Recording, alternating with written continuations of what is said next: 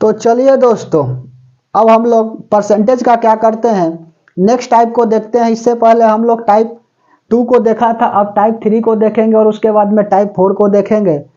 ठीक है, तो हमारे साथ बना रहिएगा, परसेंटेज का एक भी डाउट नहीं छोड़ेंगे।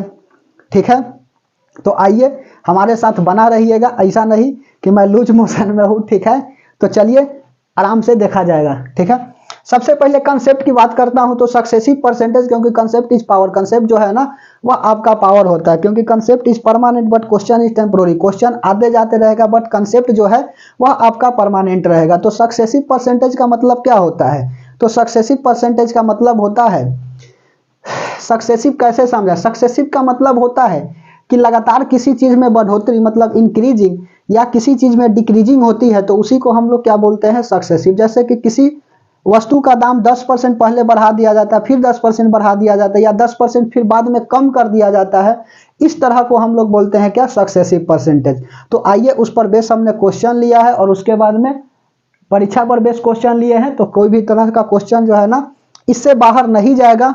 ठीक है, हर एक तरह के परसेंटेज का सवाल को मैं सॉल्व कर रहा हूं, मतलब जो भी टाइप बन सकते हैं इसमें पॉसिबल, वह मैं क्या कर रहा हूं, इस क्वेश्चन में ले रहा हूं। अधिक से अधिक बाबू क्वेश्चन कम समय में कराने का हमारी प्रयास है, क्योंकि बार बार बोल रहे हैं कि परीक्षा हॉल में सबसे पहला बात होता है समय को बचाना। बनाता तो सब कोई है, लेकिन रिजल्ट कुछ ही बच्चों का होता है। ऐसा क्यों, क्योंकि वह जो है समय में बिता दिए। समझ में आ रही है बात, एक क्वेश्चन को बनाने में 2 मिनट 4 मिनट लीजिएगा तो फिर क्या होगा। ठीक है, ज्यादा पढ़ने से रिजल्ट कभी नहीं होती है, रिजल्ट वह पढ़ने से होती है जो परीक्षा में पूछा जाता है। ठीक है, क्योंकि मैं खुद 50 आउट ऑफ 50 ला करके बैठा हूं। ठीक है, तो सरकारी नौकरी लेनी बड़ी बात नहीं है, ध्यान से समझिए बात को और पढ़ते चलिए। तो चलिए, यदि किसी उत्पाद की कीमत पहले 15% की वृद्धि की जाती है, आराम से पढ़ेंगे, और फिर 20% की कमी की जाती है, तो कीमत में कितने प्रतिशत परिवर्तन होता है। तो देखो, इफेक्टिव परसेंट पूछ रहा कि कितना कमी आता है या बढ़ जाता है। तो इफेक्टिव परसेंट निकालने का एक नियम सिखाता हूं, A plus B plus A B by 100 होता है, कहीं पर भी लगा देना, इफेक्टिव परसेंटेज के लिए आपका सही हो जाएगा। तो पहले क्या करता है, 15% की वृद्धि हो जाती है तो प्लस में 15 लिखेंगे, फिर 20% कम हो जाती है तो माइनस लिखेंगे, कमी मतलब माइनस। तो कीमत में कितने प्रतिशत की परिवर्तन होता है, तो ए का वैल्यू 15 और बी का वैल्यू 20, प्लस और 15 इंटू -20 करेंगे तो माइनस और प्लस यहाँ पर क्या हो जाएगा, माइनस हो जाएगा, 20/100। समझ में आ रही है, यहाँ माइनस रखेंगे तो यहाँ माइनस यहाँ पर आकर के प्लस हो जाएगा, अटैक कर जाएगा। तो यहाँ से 20 से काटेंगे, 5 बार में यह कटेगा और यह कट जाएगा 3 बार में। तो 15, 20 और 3 कितना हो जाएगा, 15 और 20 और 3 जोड़ेंगे तो 23 होगा, और 15 में से 23 जाएगा -8%। तो 8% क्या हो गया, यह कमी हो गया। और आंसर देखिए, एसएससी सीएचएसएल 2023 में आया हुआ क्वेश्चन है, क्वेश्चन में कोई बात नहीं है बाबू, जान ही नहीं है। यदि गोले की त्रिज्या, गोला बोले तो स्फेयर, 10% कम कर दी जाए तो स्फेयर का वॉल्यूम कितने परसेंट कम हो जाएगा। ठीक है, अच्छा, if the radius of the sphere will be 10% decreases, what will be the percentage change in volume. ठीक है, चलिए, तो कितने परसेंट कम हो जाएगा, तो चलिए देखते हैं। आयतन बोले तो क्या होता है, आयतन का मतलब वॉल्यूम। तो पहले क्या होता है 10%, फिर 10% और फिर 10% कम कर दी गई होगी, क्योंकि वॉल्यूम क्यूबिक यूनिट में होता है, पावर 3 होती है, इसीलिए हमने 3 बार लिखा। तो इसके लिए देखिए, इस पर भी लगा देंगे, एक 2 बार के लिए ये पर आ जाएगा, फिर तीसरा बार निकालनी है तो जो आंसर आएगा और यह 10% से निकालेंगे तो बन जाएगी। ठीक है, डबल बार लगाएंगे, लेकिन परीक्षा में उतना तो समय नहीं रहता है कि ताकि यह लगाए और फिर से लगाए दोबारा फार्मूला। तो देखिए, इसके लिए शॉर्टकट ट्रिक बताता हूं, ए प्लस बी प्लस सी यदि 3 बार करना हो ऐसा तो इफेक्टिव परसेंटेज, ठीक है, plus A B B C plus C A by 100 और plus A B C by 100 into 100 होता है, तो कितना हो जाएगा, 10,000 हो जाएगा। अब इस पर लगा दीजिए 10%, 10%, 10% कमी है तो यहाँ 10 -10 -10 -10 रखेंगे तो -30 हो जाएगा, प्लस अब देखो माइनस माइनस कट जाएगा, हर एक में -10 -10 काट देगा, -10 -10 काट देगा तो कितना होगा 100 100 100। यहाँ पर वैल्यू पुट करिए ना, ए का वैल्यू यह होगा, बी का यह, सी। ठीक है, यदि डाउट है तो 100 100 कितना होगा 100 100 100 तो 300, बाई 100 प्लस, अब देखो ए बी सी, तो यहाँ माइनस से माइनस कट जाएगा लेकिन एक माइनस बच जाएगा तो यहाँ पर माइनस हो जाएगी, कोई दिक्कत। अब 100 यहाँ पर 10 है ना, 10 10 10 इंटू करेंगे तो कितना होगा, 1000 होगा बाई 1 2 3 4, ठीक है। यहाँ से 3 जीरो से 3 जीरो यहाँ कट जाएगा, 2 जीरो से यह कट जाएगा, तो बचा कितना। इसके लिए शॉर्टकट भी मेथड है, चिंता नहीं करनी है। -30, अगर इतना कैलकुलेशन नहीं करना है तो ध्यान से देखिए, इसका शॉर्टकट भी है -30 प्लस 3 और उसके बाद में -1/10 बोले तो 0.1 होगा, कोई दिक्कत। तो -30 और उसके बाद में -0.1, तो -30 में से 3 घटाएंगे तो कितना होगा, 27 हो जाएगा, और -0.1 बोले तो माइनस और माइनस प्लस होता है लेकिन माइनस का साइन उतरती है, तो -27.1%। और यह क्या हो गई, आंसर माइनस दर्शा रहा है कितना कम हो गया। क्वेश्चन में वही पूछा था सर कितने परसेंट कम हो जाएगा, तो -27.1% कम हो जाएगा। कोई दोस्त का मान के चलिए कि इस तरह से नहीं बनाना चाहता है तो कोई बात नहीं, जरूरी नहीं कि इसी नियम से बनाए। कंपटीशन में वहां पर ऑप्शन लगाना होता है, नहीं कि नियम दिखाना होता है। यह आपका 3 बार करना है ना, तो यह लगा दिए। अगर मान के चलिए कोई यह नहीं याद रखता है तो पहले क्या करता है, 10% कम हो जाता है, तो बताए हैं ना ए बी रूल, 10% कम हो जाता है तो कितना होगा, 10% कम तो 10/100, कोई दिक्कत। तो 10/100 मतलब 1/10 होगा, -1/10। तो क्या करे हैं, -1/10, देखो -1/10 आया। अब ए बी रूल लगाने के लिए क्या करेंगे, तो घटा करके लिखेंगे, माइनस का प्लस, तो बेस वैल्यू कितना है, तो बेस वैल्यू 10 है, एक घटा के लिखेंगे 9। स्फीयर का आयतन पूछ रहा है तो 3 बार 10, 9 10 और 9, इन तीनों को क्या करिए आपस में इंटू कर दीजिए तो 1000 हो जाएगा रेशियो। और 9 9 9 का क्यूब कितना होता है, 729 होता है। यह दोनों का डिफरेंस लिखिए तो 271 होगा बाई, अब कितना लिखिएगा 1000, क्योंकि बेस वैल्यू कितना है 1000 इंटू 100, 00 कट गया और 10 से डिवाइड देंगे तो कितना होगा, 271/10 बोले तो 27.1%। देखिए और कितना परसेंट कम हो जाएगा, तो देखिए कितना कम हो गया, 27.1%। और यहाँ आंसर मिला लीजिए। समझ में आई बात। तो क्वेश्चन बनाना कोई बड़ी बात नहीं है, यदि यह नहीं याद रहता है तो इससे बनाइए। चाय की कीमत 20% की वृद्धि हुई, किसी परिवार को अपने उपभोग में कितने प्रतिशत की कमी करनी चाहिए ताकि अतिरिक्त खर्च 2% से अधिक न बढ़े।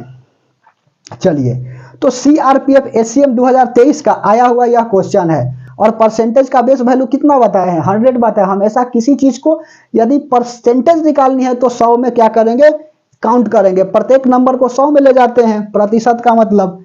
तो टोटल परसेंट 100 मान लेता हूं, इसी को 100 वाला मेथड भी कोई कोई कहता है चाहिए, ताकि अतिरिक्त खर्च 2% से अधिक नहीं बढ़े। 20% की वृद्धि हुई है तो इसमें पहले 20% बढ़ा दिया गया।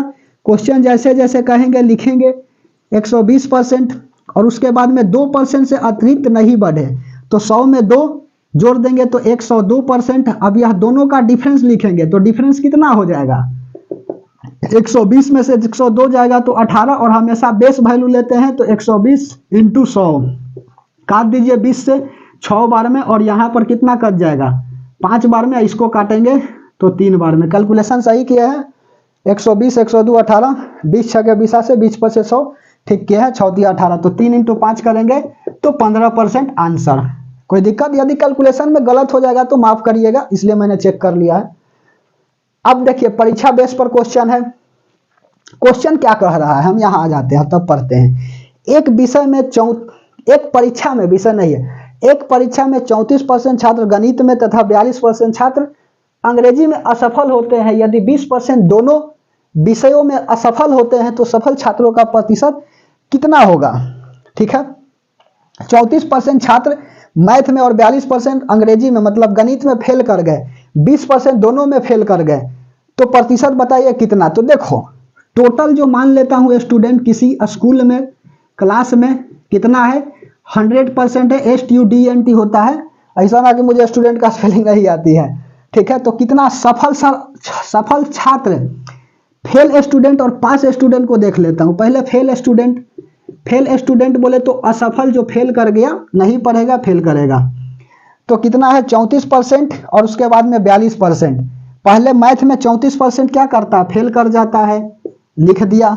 फिर 42% इंग्लिश में फेल कर जाता है, लिख दिया। और यदि 20% दोनों में असफल हो जाते हैं, दोनों में फेल कर जाते हैं, तो देखो ऑलरेडी तो यह दोनों फेल कर गया है। अब दोनों का काउंट थोड़ी करेंगे प्लस का, क्योंकि ऑलरेडी काउंट कर लिए हैं। तो हम लोग दोनों में अगर ऐसा आता है तो क्या करेंगे, घटा करके लिखेंगे, क्योंकि काउंट हो चुकी है। तो 34 और 42 को जोड़ करके 20 घटा दीजिए, तो 42 में से 20 जाएगा तो 22 और 34 जोड़ेंगे तो 56% क्या हो गया, फेल कर गया। तो पूछ रहा है कि पास स्टूडेंट कितना है, तो सफल छात्र का प्रतिशत बताए। तो पास स्टूडेंट कितना हो जाएगा, टोटल स्टूडेंट 100% है, जिसमें से 56% फेल कर गया, तो पास कितना होगा, 100 में से घटा करके लिखिए 44%। आंसर, कोई दिक्कत।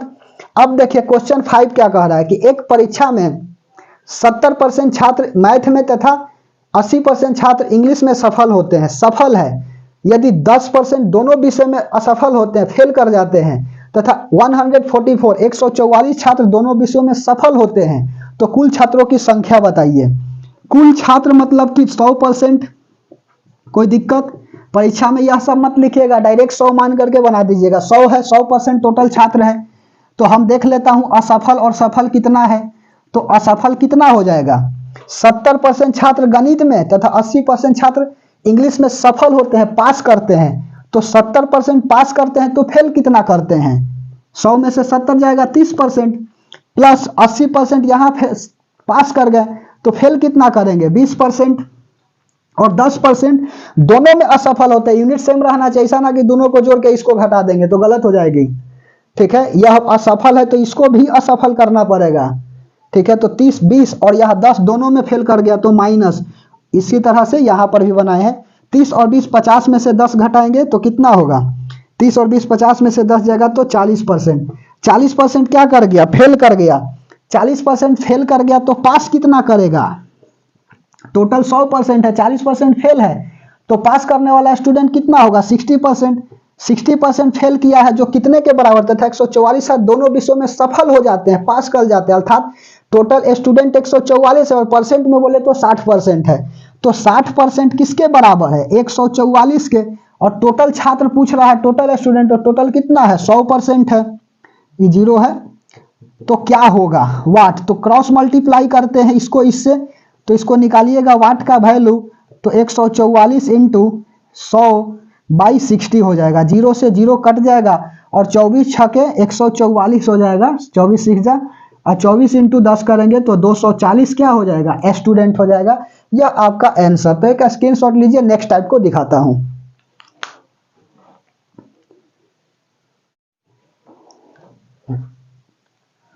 तो चलिए अब हम लोग नेक्स्ट टाइप के क्वेश्चन को देखते हैं। इससे पहले टाइप हमने क्या देखा था, 4 देखा था, और 4 में ही एक अच्छा क्वेश्चन था आपका परीक्षा बेसिस पर। तो चलिए इसको बनाते हैं और उसके बाद में यह सब क्वेश्चन को देखेंगे, और फिर हम लोग नेक्स्ट टाइप को देखेंगे, इलेक्शन बेस्ड भी क्वेश्चन होता है। ठीक है, तो चलिए कह रहा है कि यदि x ने 30% अंक प्राप्त किए और वह 15 अंकों से फेल हो गया, तथा y ने 40% अंक प्राप्त किए और वह पास अंक से 35 अंक अधिक है, तो परीक्षा का पूर्णांक तथा पास अंक बताएं। ठीक है, तो यहां पर लिखेंगे x और यहां लिखेंगे y। एकदम प्यार से बता रहे, ध्यान से समझिए। 30% अंक प्राप्त किया x, ठीक है, और वह 15 अंकों से फेल हो गया, अर्थात यह पास का हम देख लेता हूं कि कितना कंडीशन बनता है पास के लिए। 30% अंक प्राप्त कर गया लेकिन 15 अंक से फेल कर गया, अर्थात 15 नंबर और उसका होता तो पास कर जाता। तो 30% तो नंबर लाया ही, और 15 नंबर इसमें और जोड़ देंगे तो पास कर जाएगा, क्योंकि 15 अंकों से फेल हो गया। 15 नंबर और रहता तो पास कर जाता, बात यह बोल रहा है।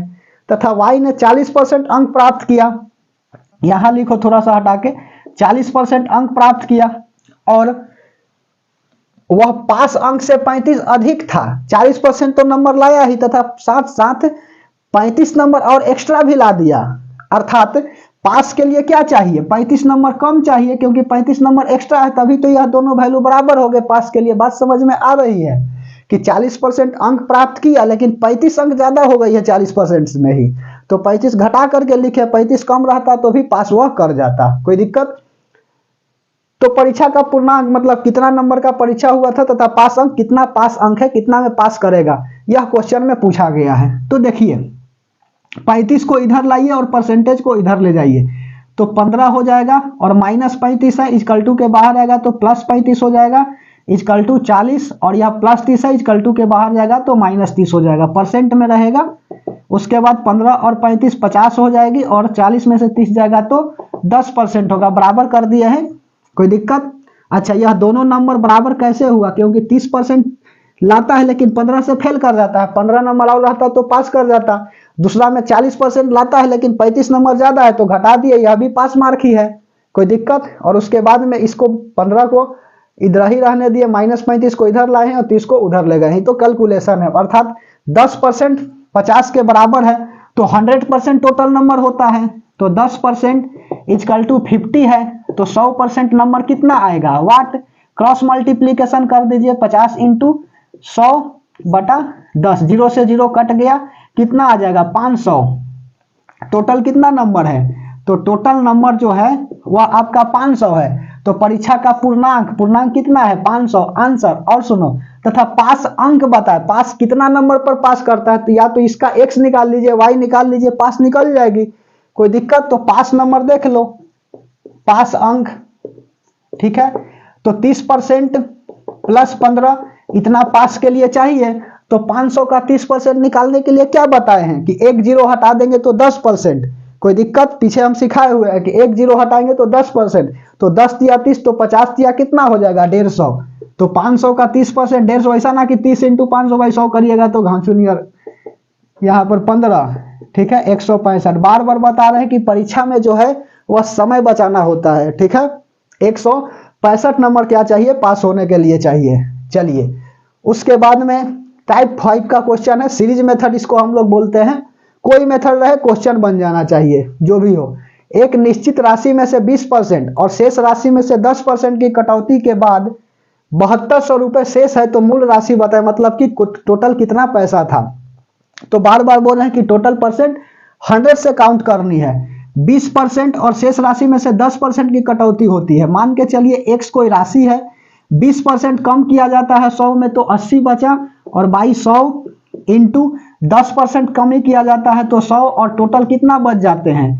7200 रुपया। तो पूछ रहा है कि मूल राशि क्या है? मूल राशि को x माने, x का वैल्यू निकाल दीजिए, काम बन जाएगा। जो 0 से यहाँ 2 0 और 9 8 काटेंगे तो 72 कट जाएगा पूरा। तो x बराबर कितना हो जाएगा? यहाँ एक बार में तो 100 इंटू इधर जाएगा यह 100, तो कितना हो जाएंगे? 10,000 हो जाएगा, कोई दिक्कत? 10,000 रुपया इसका प्रारंभिक राशि था, खत्म। आंसर एसएससी सीपीओ 2022 में आया हुआ क्वेश्चन है, खटाक से उड़ा दीजिएगा, कंसेप्ट को समझिए पहले, ठीक है। उसके बाद में एसएससी सीजीएल 2022 का देखिए क्वेश्चन, ठीक है। कंबाइंड ग्रेजुएट लेवल की एग्जाम होती है, बहुत अच्छा क्वेश्चन देता है। राम के पास जितना धन था उसका 12.5% खो गया, अर्थात खो गया तो माइनस हो जाएगा, खत्म कहानी, खो गया बस खत्म कहानी।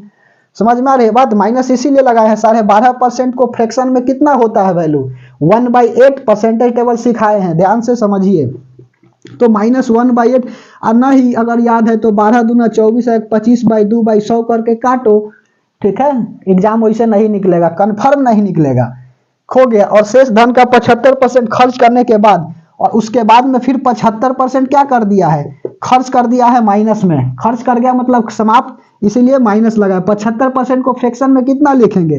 टोटल 100 और उसके बाद में 75, तो 3 वैल्यू है और टोटल क्या है? 4 वैल्यू, यही ना। और नहीं तो 75/100 करके फ्रैक्शन में निकालिए, ठीक है, और यहाँ माइनस लगा दिए। उसके बाद 630 रुपया बचे, तो राम के पास शुरू में कितने रुपए थे? तो शुरुआत का पैसा पूछ रहा है कि कितना होगा, तो मान लेता हूं कि शुरू में x रुपया है, उसके बाद में -1/8, तो टोटल वैल्यू कितना है? 8 है, और उसके बाद में एक घटा करके लिखेंगे। -1/8 का मतलब क्या होता है कि टोटल वैल्यू 8 है और एक कम गया, ठीक है, एक कम हो गया तो बचा कितना? 7 इंटू, फिर उसके बाद में 75% -3/4, तो टोटल वैल्यू है 4, और उसके बाद में 3 भाग क्या हो गया है? समाप्त हो गई है, तो बचा 1 भाग, और टोटल कितना बचा है? खर्च करने के बाद उसके पास 630 रुपया बचता है, तो 630 लिख दिया। तो शुरू में कितने रुपए थे? तो शुरू में x रुपए थे, अब इसका वैल्यू निकाल लीजिए। यहाँ 7 से काटेंगे तो 9 बार में कटेगा और इधर इंटू में चल जाएगी, तो x बराबर 90 इंटू 8 चौको 32। 9 दूना 18 और 9 तिया 27 1 28, 2880 रुपया थे आंसर। एसएससी सीजीएल का क्वेश्चन है, कोई जान नहीं है।